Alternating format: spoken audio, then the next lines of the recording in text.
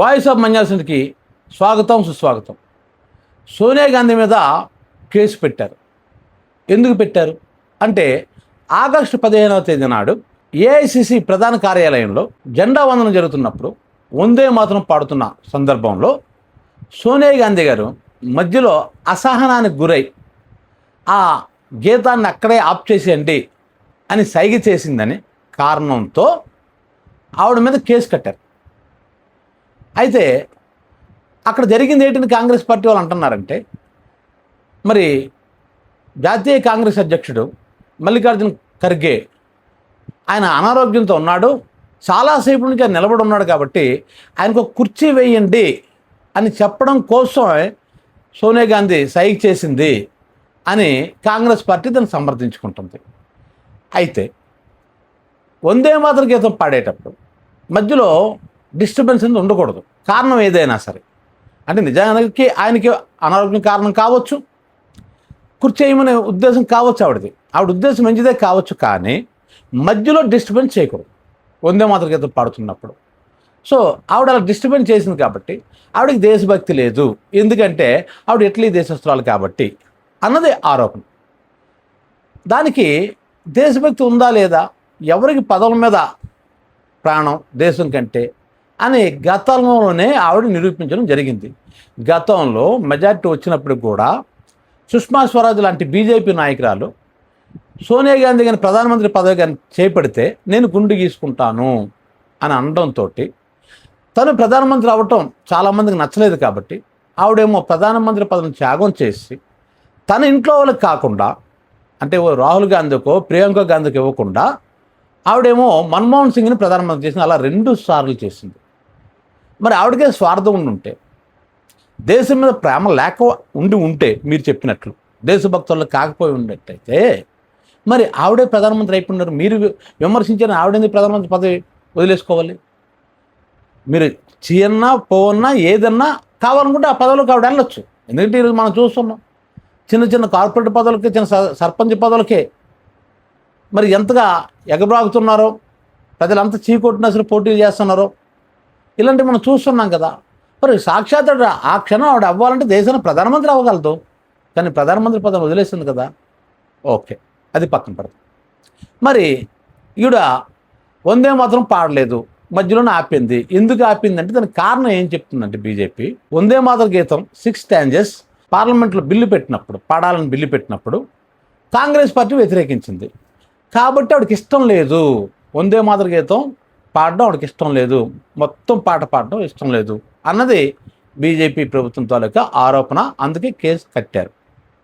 అయితే ఇక్కడ ఒక విషయం, అసలు వందే మాతరం ఇదేంటి 6 స్టాంజెస్ ఏంటంటే, ఒరిజినల్గా ఈ వందే మాతరం అనేది ఆనందమట్ట అనేటువంటి ఒక నవల్లోంచి, బంకిం చంద్ర చటర్జీ గారు రాసిన ఆ నవల్లోంచి ఇది తీసుకున్నారు. దీనికి రవీంద్రనాథ్ ఠాగూర్ గారు ట్యూన్ కట్టారు. అయితే మొదటి 2 స్టాంజెస్ బాగానే ఉంటాయి, కానీ థర్డ్ స్టాంజా నుంచి ఏమవుతుందంటే అది ముస్లిమ్స్ కొద్దిగా ఇబ్బంది పెట్టేటువంటి పదాలు అందులో ఉన్నాయి.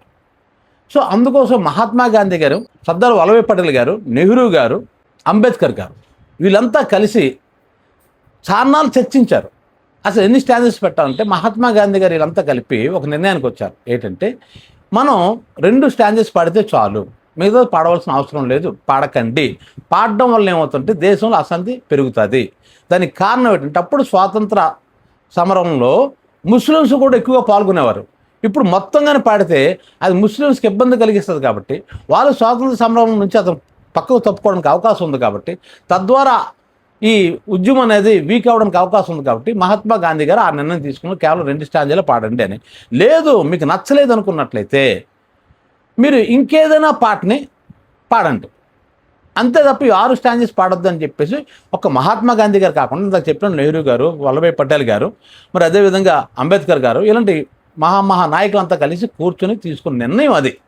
అయితే ఈరోజు పార్లమెంట్లో ఈ బిల్లు ఏదైతే వందే మాత్రం 6 స్టాంజెస్ పాడాలనే బిల్లు గెలిచింది కాబట్టి అది చట్టంగా ఏర్పడిపోయింది. వన్స్ అది చట్టంగా ఏర్పడినప్పుడు ఖచ్చితంగా మనం 6 స్టాంజెస్ పాడవలసిందే. నేను 2 స్టాంజెస్ పాడతాను, నేను మిగతా పాడను అని అనడానికి కుదరదు, అది చట్ట ప్రకారం నేరం అవుతుంది.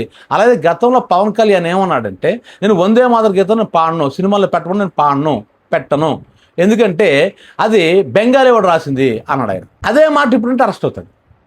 ఎందుకంటే అది మన నేషనల్ సాంగ్గా మనం స్వీకరించాం. పూర్తి స్టాంజెస్ పాడాల్సిన అవసరం ఇప్పుడు ఉంది. ఎందుకంటే చట్టం అయింది కాబట్టి. చట్టం కాకముందు వరకు మనం అలాగనే మాట్లాడుకోవచ్చు. ఇప్పుడు చట్టం అయింది కాబట్టి పార్లమెంట్ ద్వారా ఇప్పుడు మనం పాడాల్సిందే. పాడనంటే కుదరదు.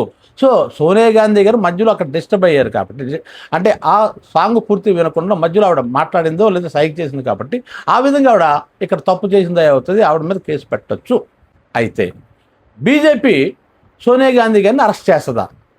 కేసు అంటే ఫైల్ చేసి అరెస్ట్ చేస్తుంది. ఒకవేళ అలాగ అరెస్ట్ చేయవలసి వస్తే అప్పుడు ఆవిడ ఏంటంది, నేను అరెస్ట్కి రెడీ అని ఆవిడే ప్రకటించింది.